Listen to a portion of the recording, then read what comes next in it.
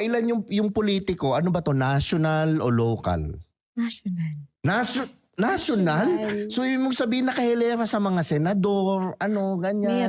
Meron po. Senator? Senator. Naku po. Iilan lang ang senador. Naku po. Ala. So, iilan lang. Si senator. Magkano Ay, si in-offer ni senator? Ano pa lang. Tip pa lang, paldo na. Tip pa lang, paldo na. Tip pa lang, paldo na. Magkano mag-tip si senator?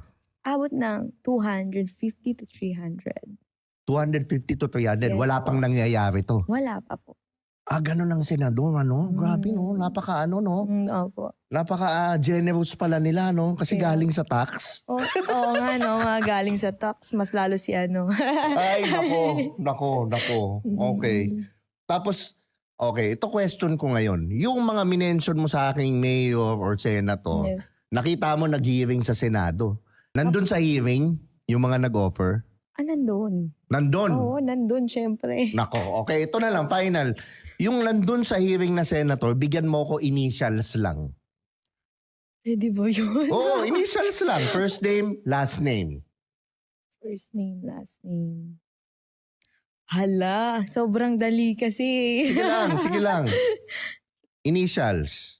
Initials. Gitna na lang. Initials. Okay lang. Ano siya? May Y. Y? Tapos ano yung last name? Hala, ang hirap na ito. Kinakabahan Hindi, ako. first letter ng first name. O, sige. First letter. First name. R. R. Mm. Last name. Hala, wag na. First letter ng last name.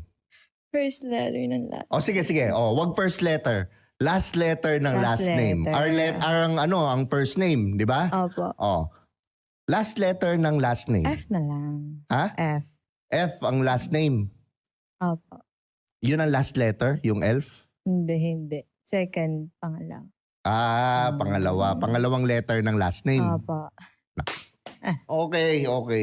Parang comment nyo nga guys, tingnan natin yung sino. Dali sino yung mga first letter ng first name R, tapos sige. Yung second letter or third letter, no? Opo, F, no? yes po. Comment nyo nga.